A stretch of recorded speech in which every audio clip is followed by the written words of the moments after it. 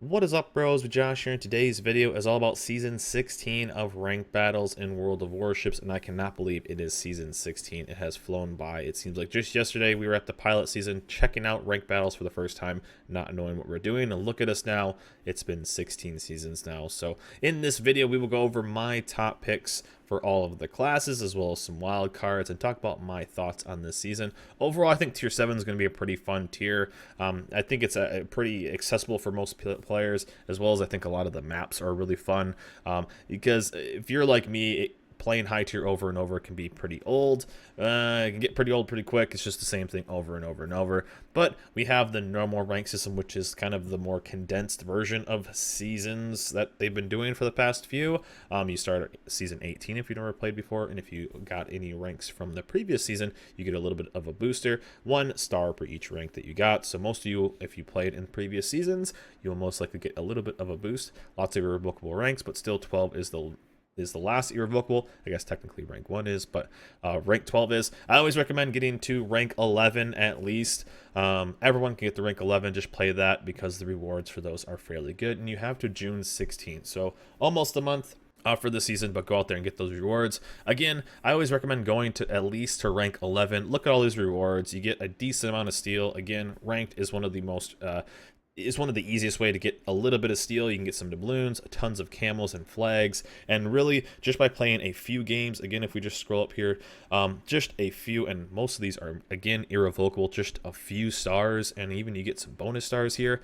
Just playing probably one session, you'll get to rank 11, and you can get free doubloons, some free steel. It's just fairly easy. You go in there, get some free stuff, and then for all of us tryhards, you can go in there and get more steel, more doubloons, more. However, that will take more time and more games. Also, I should have waited for the recording of this video, but I did click the thing down below. If you just go into this is in the in-game news, and you can click on the Rank Battle Season 16. There's a nice little reward here. Be sure to check all the news right now. There's some extra rewards. You can just get there, and again, you can get some free stuff right there. So not too bad. But let's dive into my picks for Season 16 of Rank Battles in World of Warships. Now, just a quick disclaimer about all these picks. Now, in the end, you can rank out in whatever ship you want. If you enjoy a ship that isn't on my top picks, it doesn't mean you can't rank out. This is just going to be the ships that will most likely give you the best chance, and I'll go over reasons why they are fairly strong or the reasons why I picked them. But just because I am picking a ship that you maybe aren't going to play does not mean you can't get ranked. Rank 1 in that. Remember, ranked is a battle of attrition, so it is whatever you enjoy playing the most. If I go over a bunch of ships and you don't enjoy playing any of those, rank's going to be even worse than probably what it would normally be. So again, pick a ship that you enjoy to play, and in my opinion, try to limit the change of ships as you go through. My biggest recommendation is to find a ship you like to play, you're getting some success in, and just stick with that. If you are switching up ships over and over and over, let's say you're going from battleship to cruiser to destroyer to battleship to destroyer to cruiser, you know, you're just playing whatever ships are available, you're going to have a tough time really getting that kind of muscle memory that you want. You want to get as in the zone as you can for playing a single ship and be as good as you can in that single ship. So I don't recommend playing too many different ships, maybe 1 or 2 max. But I would get to just playing, again, just a couple ships at max, because you're going to want to get as used to those as possible. And again, just because I'm picking some of these ships and maybe your favorite at the tier is not on it does not mean you can't get rank 1. It's just these are my recommendations.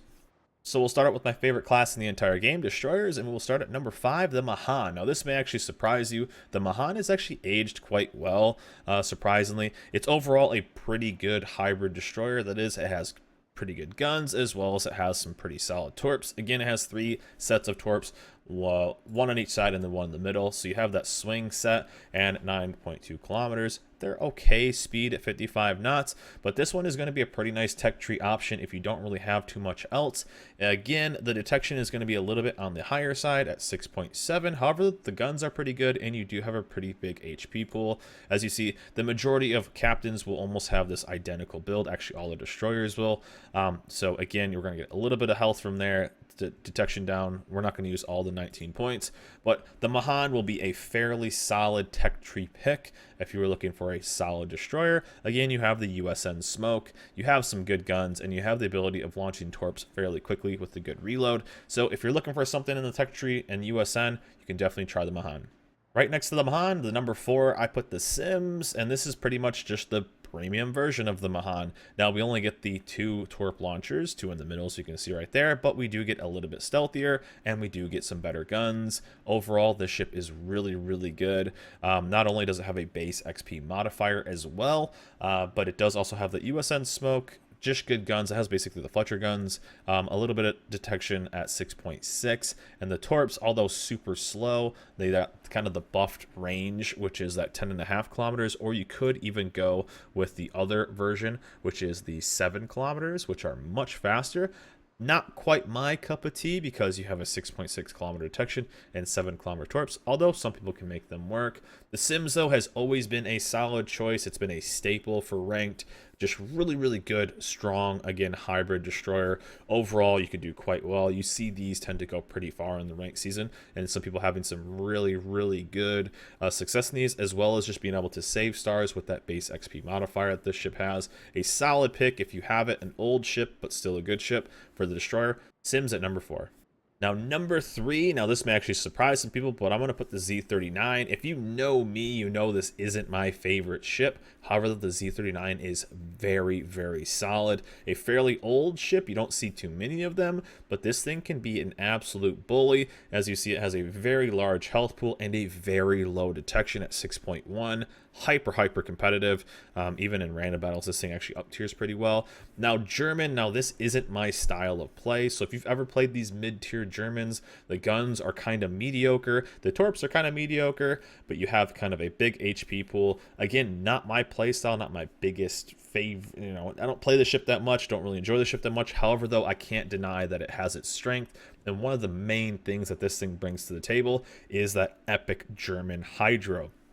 Now, the thing about this is the Z39 and just German destroyers in general, they have the ability of being hyper aggressive with that hydro and getting that DD kill early. So not only do you have the biggest HP pool at this tier, with over 22,000, that's almost cruiser level. Well, I guess maybe not quite cruiser level 20, tier 7, but 5 kilometers, that could potentially let you bully DDs early and get that DD kill quick. This thing can be a game changer and can lock you in kills early. Overall, though, I think there are some better picks personally, but the Z39 is a super bully. Now, the top 3 picks I have right here are going to be completely up to playstyle. I'm putting them in my order, but the Z39, if you have it and like destroyers, especially if you like this kind of playstyle, this thing could be an absolute monster and could definitely get a kill early if you're willing to maybe trade a little bit of life here, but you could lock in a early kill on a DD and kind of lock in potentially some victories really early. The Z39, a super solid choice if you have it. Not too many people do, but if you're looking for a strong DD, the Z39 is definitely there. At number 2, I'm going to put my choice that I would pick in this. It seems a little weird that I'm going to use a ship that isn't actually what I would kind of label as the strongest DD, but there's a reason why, and I'll get to that when I go over the number 1. But I'm going to put the Jervis at number 2. This thing is the epitome of a bully destroyer. I kind of just went over that with the Z39. However, though, the Jervis is just such a good ship at defending caps, at attacking caps, and just being an overall good DD. This thing is really, really strong. It's really good at dealing with destroyers. Again, though, it has not quite the detection of the Z39. Again, the Z39 could be quite a bully, but I mean, look at the difference though. Z39 is going to have a little bit of detection with the 6.1 compared to this 6.3, and also, you know, almost 6,000 more life. However, though, the DPM of the Jervis is much higher. The Hydra of the Jervis is not an aggressive one, more of a defensive Hydra, which I personally love. And I think overall the smoke of the Jervis, which is that small cooldown, however small duration, is able to deal with DDs really, really well. You throw some radio location on this, and really that 0.2 kilometers isn't that big of a difference. So you definitely can get into, and really, I love this thing. This thing is super strong. Royal Navy DDs have shown to be super strong for the majority of tiers when it comes to especially ranked battles. This is a super solid destroyer, one that I have ranked out with and I will rank out with this season. Super strong, just a solid DD, and really can be a terror to deal with. Just overall, love this ship, and this is my number 2 pick for DDs. Finally, number one for destroyers, I'm going to put the Haida. Now, again, I said there was going to be kind of an asterisk there for why I maybe would have switched up the Z39, the Haida, and the Jervis, kind of all within, kind of mixed around at the top three. Now, the reason that I put the Haida at number one as a destroyer is its ability to just win fights DD versus DD. Now, the reason the Haida can do that is because of its insane detection. It's so low. This thing's detection is so incredibly low. It basically turns into almost a win every time if you play it correctly. Now, its detection is 5.7 kilometers. Now, that means that you are going against, and at least tied, I think the Shiratsu is 5.7 as well, you are getting pretty much, especially if you have radio location, you're getting the first salvo on every destroyer versus destroyer, and if you're going to Shiratsu, you're just going to outwin that fight anyway. So you have the advantage DD versus DD no matter what, because you get the first salvo. Now, not only do you get the first salvo, you kind of get the second salvo because it's going to take the reaction time of the player that you are going against. So that is potentially 2, 3, 4, 5,000 life instantly that you have the lead, even if you're going against the Z39, which has a little about 4,000 more life than you. You basically take away that advantage. So if you play that correctly, this thing is the king of DDs versus DDs because of its detection being so incredibly low. However, though, its weakness is late game or lack of destroyers, and the reason being is that it only has one set of torp launchers, which is the one set of 4, and it's rolling smoke. Now, I know that is its unique thing, but the rolling smoke is kind of not the best in a lot of situations. Reason being is because it's a rolling smoke. It's going to show exactly where you are. So it's a bit of a bummer there. Again, you do have Hydro and overall a good health pool of 18,000, higher than the Jervis. You have insane guns for this tier. And again, that detection is really, really, really, really low. So it's really good. However, though, you are going to struggle with this ship late game, or if there is a lack of DDs, you could potentially contest caps really well in this, but if it is a heavy cruiser game, you are going to struggle against that because you're going to be much weaker than a lot of other ships at this tier, because pretty much you're going to have to gunboat without really having smoke too much. Unlike where the Jervis can disengage with their type of smoke, this one with the rolling smoke, it's going to be a lot more difficult. So I would still put the Haida as number one, being a DD just destroyer versus destroyer. However, though, you could see things like the Jervis and the Z39 performing much better in other situations. However, though, getting that early lead and having those guns on the Haida, a super solid pick. So if you are a DD player and you want to try the Haida, definitely recommend it. But even like I have the Haida on my main account, and you know, even though I have that, I am going to end up using the Jervis just because the Jervis is going to be more consistent. Again, the Haida is going to be the best in situations, but it's going to lack in others. Still, though, that is my 5 pick. Now, we do have a couple runners up for this, and that is things like, you know, me, Josh, it's tier 7. You can't not have an IGN Destroyer, and sure, I'll throw an IGN Destroyer in there. The Shiratsuyu / even Akatsuki, I'll throw that in there as well. But the Shiratsuyu always has a spot in there. Again, even I said 5.7, 5.8 kilometers on that detection. The Shiratsuyu gets outspotted by the Haida. That's just the strength of this. This is a ship that has 2 sets of 2, and it has a long reload, and you are less stealthy than a ship that is going to absolutely destroy you with its guns. So that's, again, the strength of the Haida. But Shira with its torps, 10-kilometer torps, again, there's always IGN destroyers that do well no matter what. Using its detection to just outspot things is super strong. Air denial, and again, IGN torps are super nasty. They always have been and will continue to be tough to deal around. Again, though, if you have things that have Hydro, like the Haida and the Jervis, even the Z39, they kind of negate your torps a lot. Also, radio location, the stealth really isn't, you know, it kind of loses some of its value there. So not being able to really define yourself with guns is a bit of a bummer, but you can have that early impact. If you hit 1 torp on a DD, that's a dead destroyer. So that is the impact. You could have that early kill because those DDs, those torps are nasty on this destroyer. So always IGN, they have to be at least some kind of wild card runner-up. And, you know, I got to throw the new one. That's the Haida. That's not the new one. The Skuna. I don't have this one upgraded. I didn't put camo on it. But this one could also be the Pan-European destroyer. I'm interested to see how this ship does. Fairly low detection, fairly good guns. The torps are interesting to me because they have such a fast reload. I would be really interested to see how this ship does. I might even play some on like a different account, kind of mess around with it just to see how it does. although downside, low health pool, and you don't have smoke. So that is kind of tough. However, though, those torps could be quite nasty. So I'm interested to maybe play around with this and kind of see what happens throughout the season. But overall, I would stick with my top 5. Again, if you are playing a destroyer, which one are you having success with? I'd be interested to see. You know, people are going to be like, I can't believe you didn't put X and X and X there. But those are my top 5 picks with a couple of runners up and a couple wild cards. I'm interested to see. There's my destroyers in order. Tier 7 matchmaking is going to bring some really good maps, and really good maps in these mid tiers are really good for cruisers. Lots of islands, lots of cover, lots of things to kind of be annoying cruisers on, and especially something like the USS Flint, having its smoke, this kind of almost has to be on this list. If played correctly, this thing is super, super strong. This is currently the steel ship. We potentially will see this change in the future.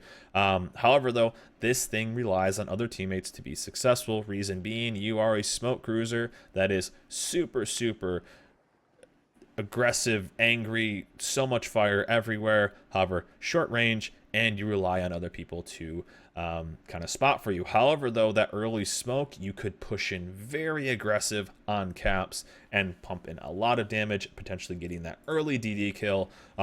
Cruisers, again, a well-played cruiser this season can really win games for people, because if you support your DDs early, get that early DD kill, that is the game changer right there. So the Flint being able to hide in its own smoke and using your spotted and firing in smoke detection, again, it's so low at 4.6. You have the ability of being a super support ship. Having that smoke basically being almost invisible to a lot of people. As long as you keep moving in that smoke, you hopefully won't get dev struck, although just don't stand still. The Flint, though, a solid pick at tier 7. Again, not too many people have it since it is a steel ship currently, but if you do have it, could be a solid pick for you to get you through those ranks fairly easy. Now I'll combine both the Boise and the Nueve, which are basically the same ship, just named different, at number 4. This is another premium tier 7 USN cruiser. There's actually a couple of them on this list, but this one, again, is really, really good. They're kind of all similar play styles. You're going to get up near islands, you're going to pump in a lot of damage, but this is going to be just like the Flint, where you're going to lack range.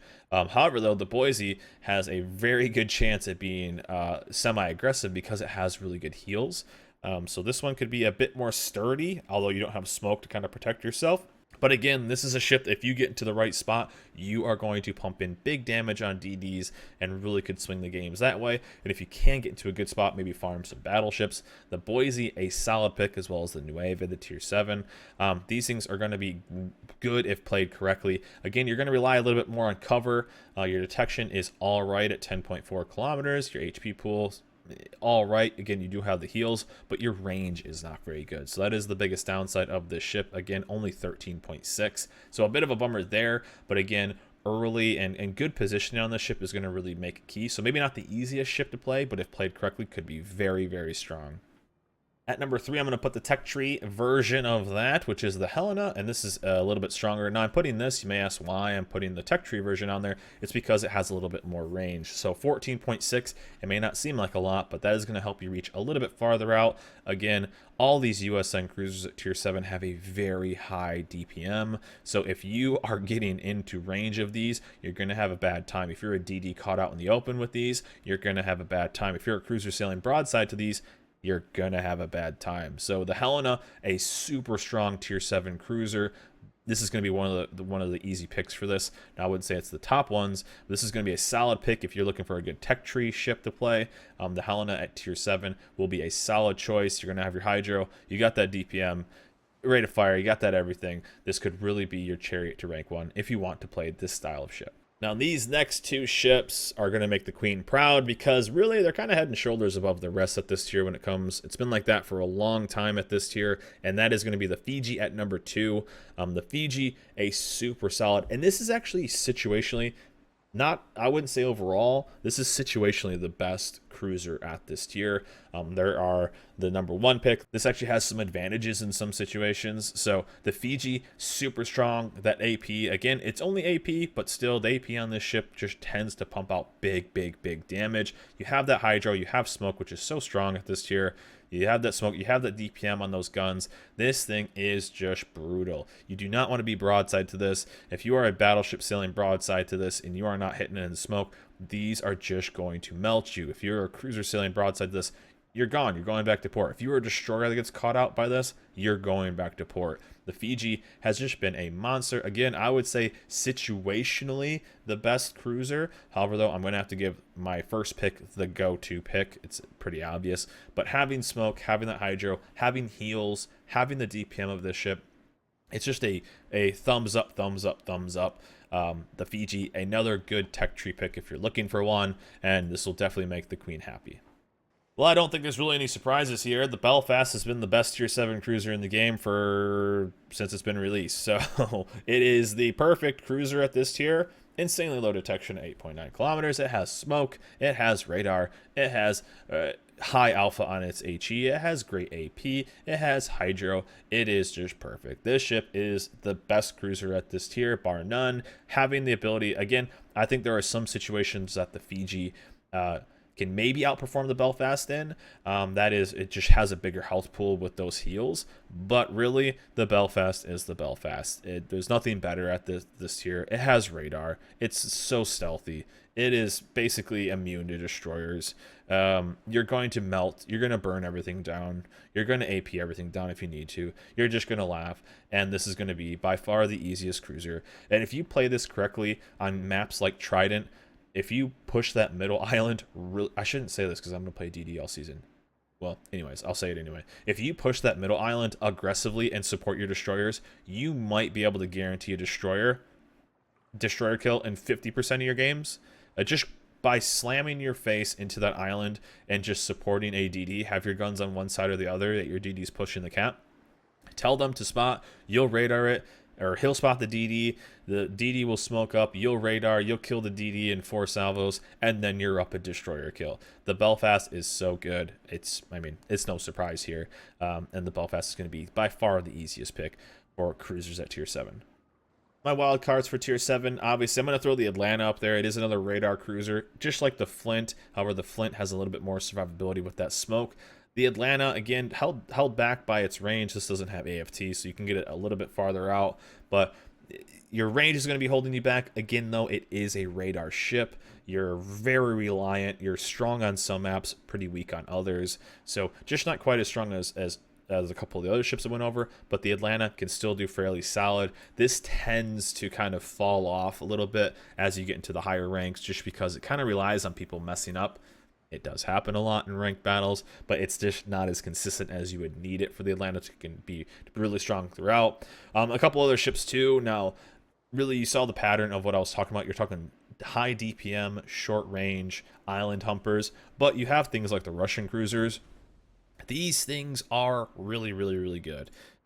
Really high alpha, really good rate of fire, really good DPM, but these things can't quite get close like the other ships can. These ones are going to be kind of out on the corner, out on the edge. If you can get into a spot, though, using that spotter plane, using that range. Again, these are going to have really good range, 17.3 on the Lazo, and I think a little bit farther, or a little bit less actually on the shores. And remember, the Lazo has the long range spotter plane, or the fast spotter plane. So these things are really good if you can get them in the right spot. Going to be a little bit harder to play because they're really fragile, so you have to play a little bit around that. But overall, these could be quite good. Again, the Shores being the tech tree, Lazo being the premium. Both are going to play pretty much identical.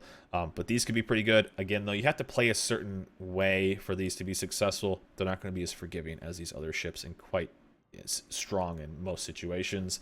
And also, one I don't actually have on this account, but I'll just use the Zara for the example, is, well, I'll even talk about the Zara. I would love to see the Italian cruisers, but you have the Zara and the Grizia. So the Grizia with having that sonar could be quite good. The Zara, though, I would like to see the Italian cruisers maybe shine a little bit in this. I don't think we will, though. I think the other cruisers at this tier are just going to be way more consistent, and really the Zara and the Grizia are going to have a little bit better against the DDs, but when you're going against other stuff, it might kind of be lacking. So I'd love to see these things do well. If there were some other tiers like tier 8, 9, or 10, obviously the Italian cruisers would do much better. So these might actually struggle a little bit, but I guess I'll throw them on the list of wild cards. But overall, there's some really strong picks for cruisers, both premium and tech tree, so hope this helps for picking a cruiser.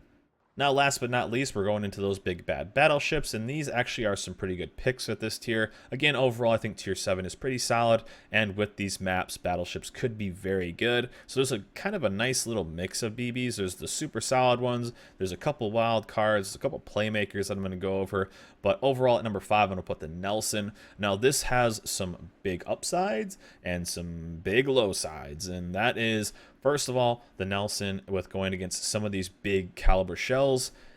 This thing is just super lacking in armor, and really you can punch the Nelson through the nose and Citadel it to all get out. Really, if you have a spotter plane, you just kind of shoot right here. It just takes 10, 15, 20k salvos all the time. However, though, the Nelson does have those nutty heals, just like kind of the Conqueror, so you are going to kind of come back from death over and over and over, so definitely want to bring Superintendent with this ship. But also the Nelson is a fire burner. Now, the reason I'm kind of putting the Nelson in the top 5, as well as I'll kind of discuss a couple other ones with the wild cards, is what is I'm going to consider the strongest ship when we get there. But being a fire breather is going to have an upside against a couple other battleships. But overall, you still have good AP. The HE is an upside, so other things like Expert Loader might be kind of nice for this. And again, having that overall big health pool. But again, you have to play this thing carefully because it's not a brawler. You don't have the armor for it, so you have to play a little bit farther back, which could be a big drawback for most battleship players. But overall, you could have some success. This is the free XP ship, so fairly easy to get if you are playing consistently. But could be a good pick if you're interested in playing a BB. Number 4 may actually surprise you as I'm putting it at number 4, but this is the big time playmaker at this tier, and that is the Scharnhorst. So the Scharnhorst again is going to be using both HE and AP, having the really high reload but the low caliber. And one of the downsides about the Scharnhorst is battleship versus battleship at range. You're kind of going to be stuck using HE a lot of the time, especially with how kind of these games go. Those small caliber shells are really going to have some trouble against some of these battleships, but again, it's not the worst because you are the playmaker. The Scharnhorst is the playmaker of this tier. There's no other ship that can do what it can with its torps, so German battleships do German battleship things. So this could be potentially, I put it as number 4, but there are situations where you want nothing else other than the Scharnhorst. The Scharnhorst can be that god tier playmaker, but I just wouldn't put it as consistent as some of these other battleships. Still though, extremely fun. I think this will be probably one of the more fun ships to play if you're looking for a battleship pick. However though, I think there are going to be some other more consistent things, but this is when you're looking for kind of hanging back a little bit and then looking for that spot to push. Downside is you are just going to take big alpha strikes from the next 3 battleships, and that is a big downside. You're going to take big hits. Obviously you won't get Citadel, but overall you are going to take some big hits, so you got to play a little careful. But if you can find that right spot to push, you can win the game for your team and be the hero. Although there are many situations where you're just going to get picked on and beat up and there's nothing you can really do. Again, the ups and the downsides of the Scharnhorst, but a solid pick at number 4 if you want to have some fun playing a battleship. Slow and Steady wins the race at number 3, Colorado. And this thing, again, these next 3 ships aren't probably going to be too surprising. The Colorado, just super solid. It's been super solid. Downside is this thing is so freaking slow. Maybe a little boring to play, I'll be a little honest, just because it is slow. Throw those flags on, lean forward if that helps. But the Colorado is just a solid battleship. The USN battleship line is one of the most played lines, so a lot of people probably have this. This is a good tech tree, ship to play if you have it. USN battleship's extremely popular, so if you have the Colorado, could be a pretty solid pick. And overall, since the buff to its heel, you have a little bit more survivability and can really just punch things with those big guns. Just an overall solid ship if you're looking for a good BB. This has been a ship that has been good really in ranked battles for years and years, and it's just consistent. It's consistent. I say consistent, people are gonna be like, oh man, when I play the Colorado, the dispersion is so bad. But when you do hit with it, things kind of just blow up. You just get high alpha damage, you're just going to get those full pens, and you're just going to beat things to the ground. So the Colorado, a very solid pick. I'm going to put it at number 3. Number 2 is another just long time OG battleship, and that is the Nagato. It's almost the same scenario as the Colorado. Again, this is going to be probably a little bit better overall. I actually personally like the Colorado more than the Nagato. That's just my opinion. But this is just going to be, again, big guns, fairly consistent, overall solid battleship. and you're going to get some great success if you are playing it. This is one of those ships that tends to just be there. This always tends to be some of the better ranking battleships than the Nagato. You're just going to hit everything hard and be able to just do a bunch of damage, and it's just, again, a very consistent pick. It has been for years, will continue to be for years. The Nagato at number 2, another good tech tree pick if you're looking for one. Finally, my top pick for Tier 7, I'm going to have to give it to the Russian Beast, the sign-up. Now, the whole thing about the sign-up is if you go like this with it, you can't really do anything to it. So, the sign-up is just so heavily armored, it is almost impenetrable. At least it feels like it. You do have to aim at a couple places to get a little bit consistent damage, but still, the sign-up going to be really, really good. These maps are smaller, so you're going to be able to actually use that kind of closer range of the better dispersion with this ship more than you would in the higher tiers, as you would, let's say, Tier 8, Tier 9, Tier 10. So smaller maps actually work in favor of the sign-up in a lot of situations, and this thing is going to be freaking nice. However, though, the sign up, if caught broadside or even giving a fairly good angle, you're going to get citadeled off the map and back to port. So again, a lot of risk, but a lot of reward when it comes to this. This was by far last time Tier 7 was ranked in ranked Sprint 2. This was a very, very popular pick, and goodbye, it just wrecks. It wrecks. Now this has gone through a couple nerfs. I'm still putting it at my number 1 pick. I would love to see this thing fall, but again, the armor is just so good. It's hard to turn down, and really the guns are just so punishing still when they do hit. Again, smaller maps will make it so you'll be able to really kind of negate a lot of the nerfs. However, I am going to go back to when I was talking about the Nelson, even the Scharnhorst, of shooting HE. Now that is the big weakness of this battleship and just Russian battleships overall, is they have a limited amount of damage control parties. So the Nelson, and again, one of the actual wild cards I'll talk about too, is going to be something that will just kind of counter this.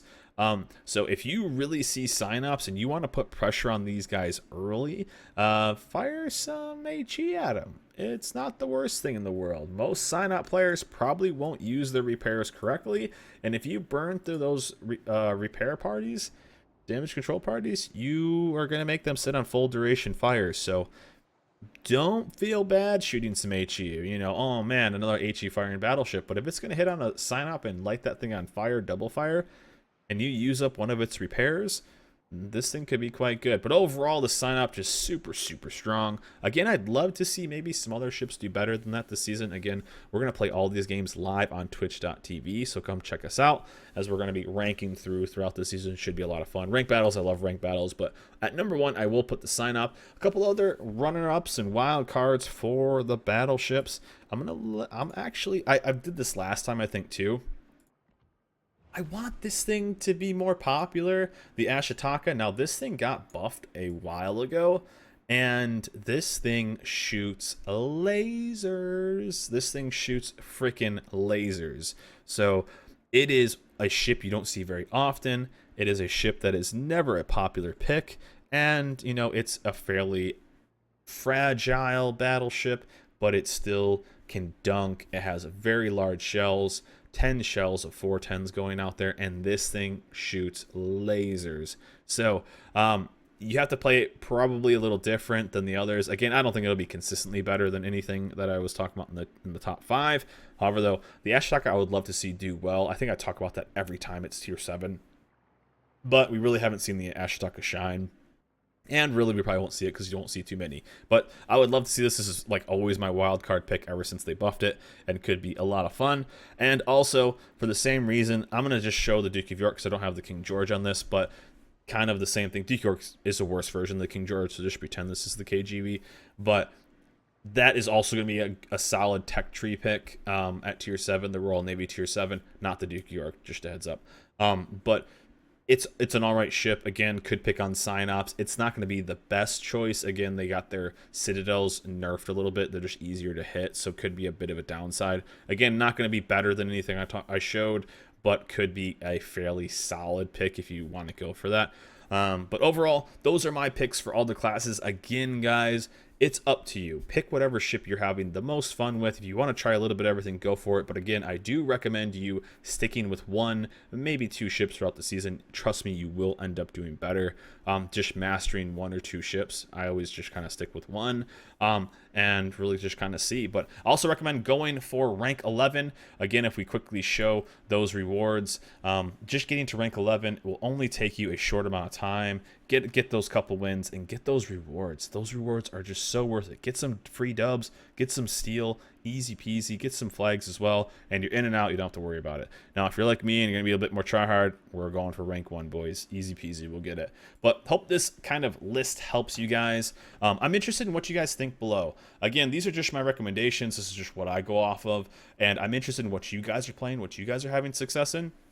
And just because your favorite ship isn't on this list does not mean you can have success. I hope everyone's having some success out there in ranked battles. And again, just remember, guys, don't let ranked battles win. If you are getting salty or getting mad, just take a little break. You can always just go for a few stars a day, take a little break, play a different game, come back, get a couple more stars. And then if you just do that, if you're playing tilted, you're going to just lose more and more. And trust me, I've done that. I've had those streaks on stream where you just lose a ton of progress, and next thing you know, you lost an entire day and didn't go up a single star, or you even lost stars. So if you're having a bad little run, just take a break. It'll come back. It's not going anywhere.